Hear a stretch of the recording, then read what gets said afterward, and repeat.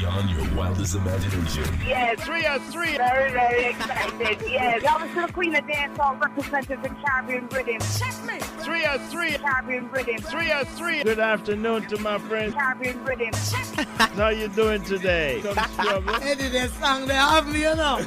Maddie 1, Maddie 2, and Saying 3. Eddie, Clee, and Jillian. Saturday, 3 to 6 p.m. You're inside 303. Caribbean Rhythm. 303. Caribbean Rhythms, Eddie, Cleve, and Jillian, 3 at 3. And as we told you earlier on, yes, one of Jamaica's legendary pianists coming to the South Miami-Dade Cultural Arts Center. And he is on our telephone line. Mr. Monty Alexander, good afternoon. How you doing, my friend?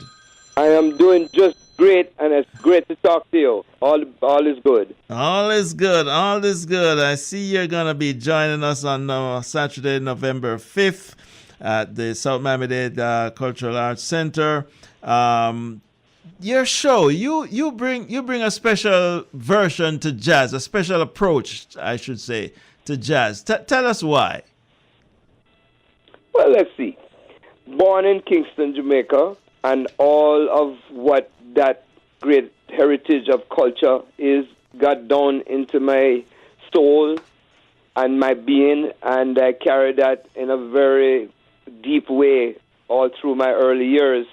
And as a person who was given this musical gift, I found myself playing the piano from a young age, and I started expressing myself with the piano and other musical instruments, and then I would play around the Kingston, the local places, in the clubs and the nightclubs, the bars and the hotels, just really enjoying myself. And then one day somebody hired me to play at some function, and I started making recordings. So the whole spirit of Jamaica and the mental music, and this is even before ska became a big thing, but I was on those early sessions. But the cornerstone behind the music was this word called jazz. And jazz is a freedom, how you express yourself with the music. And that's what those early men in the recording studios were about, whether you're talking about Tommy McCook with the Scatterlights, Roland Alfonso, Don Drummond, and I was among them, Ernest Ranglin. I was there playing the piano. And the cornerstone behind it was the jazz that I heard from the United States of America. And that was Louis Armstrong and Duke Ellington and Nat King Cole. And as the years went by, that was a part of my expression with music. So there I was, this guy carrying the flag of Jamaica, the spirit of Jamaica in the music, but believe me, deeply affected by the great jazz pop people of the United States. And through the years, it's just a privilege for me to put these two parts of my nature together, those two national places, United States, jazz, Jamaica, roots, and that's what I present, and it comes out just Monty Alexander. That's all I can say. So it was a long explanation, Eddie, but there's more. All right. No. You call what you do the Harlem Kingston Express.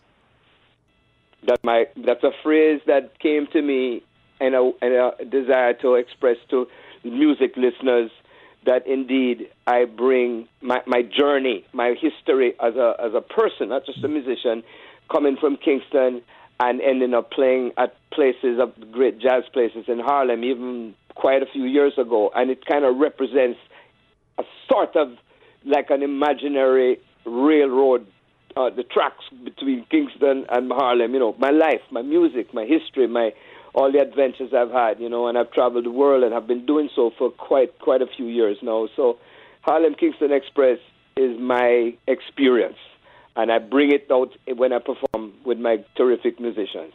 Now, how difficult is it you're playing jazz, and I know jazz takes a certain mindset, it takes a certain combination of musicians, and then you switch into a Jamaican, a reggae rhythm.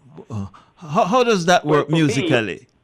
Musically, for me, it is a seamless experience. It's one and the same, because I like to tell people a groove is a groove. It don't matter how you approach it.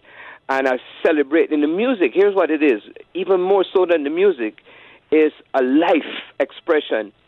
I'm celebrating both my being a man living in America with all of what it represents, e pluribus unum, which is what we say in Jamaica too, or the many one people. And I bring that out because I am truly a man who has experienced America, the best of America, culturally and otherwise. And the same goes for Jamaica. Because Jamaica, without Jamaica, I would be nothing. I would just nowhere. And these two things are a decision I make spontaneously when I'm playing to incorporate somehow in one form or another those two worlds which become one. And I just love the phrase that Bob Marley came up with and told the world. It's one love. So I bring a one love experience that when I play and everything is like I love it should be everybody come together in a loving fashion and everybody say, let's dance, let's groove, let's love one another. And that's what I do when I play. November 5th, you returned to South Florida, which I dare say was a very instrumental part in your early beginnings. Tell us a little bit about your early years in Miami and how Miami influenced you. Well, man, I tell you, Miami, being a 17-year-old youngster, having left Jamaica, sadly at that time, but gladly to come to this land of opportunity, I was in Miami, and I started almost ready for all kinds of trouble because I was a young guy just walking the street, checking out the vibes, the nightlife, most of the nightlife, the people who love the music in those clubs and bars and so on. And one day I just walked into a little club and they started inviting me to play the piano with a band that was playing at a place on Miami Beach. And one thing led to another, and I started playing all over Miami. And this is in the early 60s. Yes, sir. So while I was playing at various places of the time that were popular in Miami and Miami Beach, one night, none other than the great Frank Sinatra. Frank Sinatra came into the club. He was performing at the Fontainebleau Hotel, and he and his friends came in, and they all saw me playing, and I must have been playing music in a way that made them invite me over to their table. And one thing led to another, and I received an invitation to come to New York.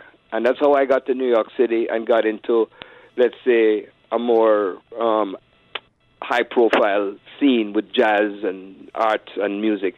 And it was because of Frank Sinatra. And that's kind of a great story for anybody because he was the king of entertainment.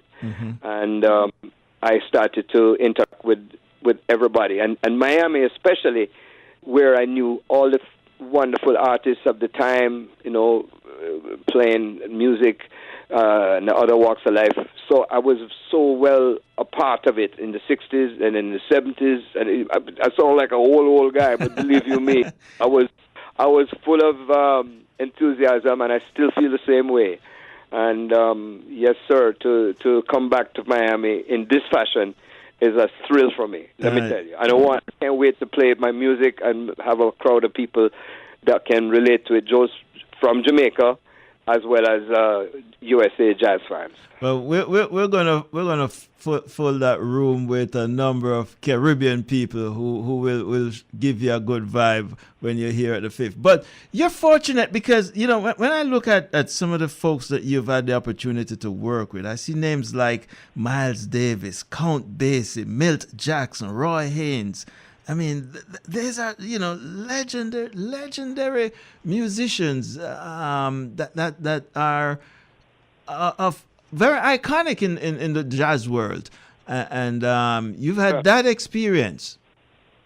Well, I like to think that I don't have an explanation other than the mystery of life. I was not a school musician. I had a talent that was given to me where I did not learn it in school. I learned it from life. I learned it from people.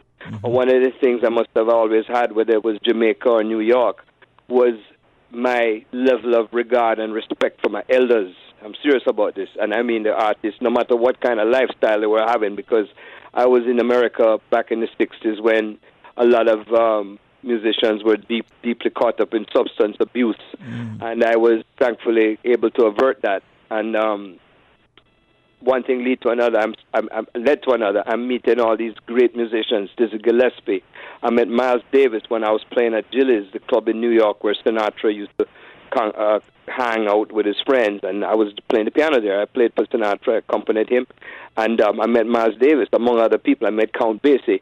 In fact, what allowed me to stay in America, to get me my visa in order to be able to stay in America, I had letters from both Sinatra and Count Basie and a couple of other people that were sent to immigration. So let this young man stay in the United States. And apparently those letters are at U.S. immigration, and that was a part of how I was able to stay here, because they heard me play and saw that I was a young guy trying to do the respectful thing. Mm-hmm. And that's kind of how I got from one place to another. And it had to do with my regard and respect for these men who were my forebearers.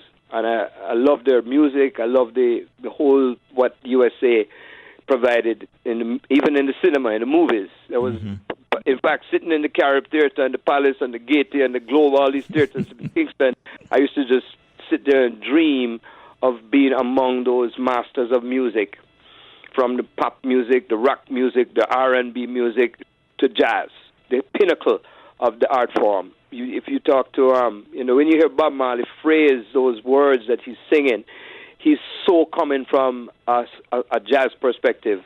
He reminds me of Billie Holiday sometimes, the way he would phrase some of those words in those songs that he composed.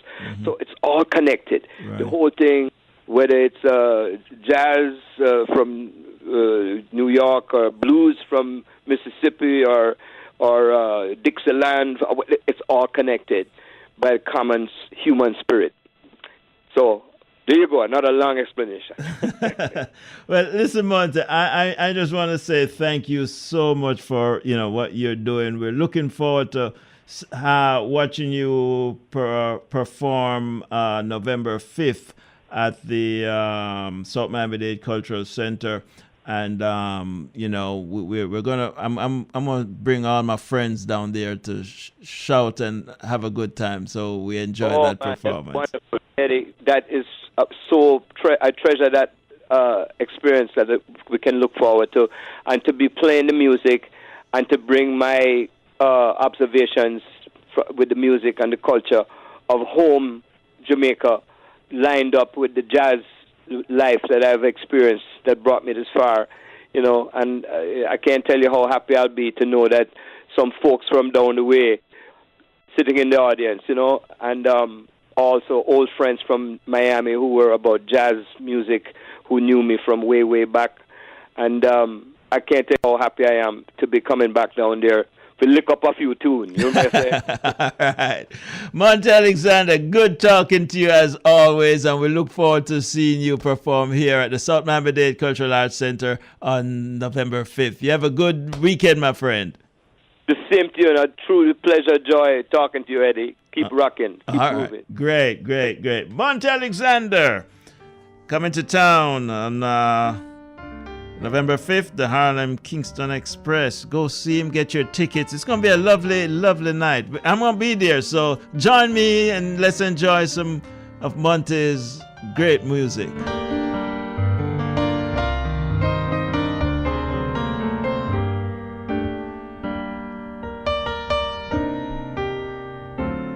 Beyond your wildest imagination. Yes, 303. Very, very excited. Yes. Y'all listen to the Queen of Dancehall represented the Caribbean Rhythm. Check me. 303. Caribbean Rhythm. 303. Good afternoon to my friend. Caribbean Rhythm.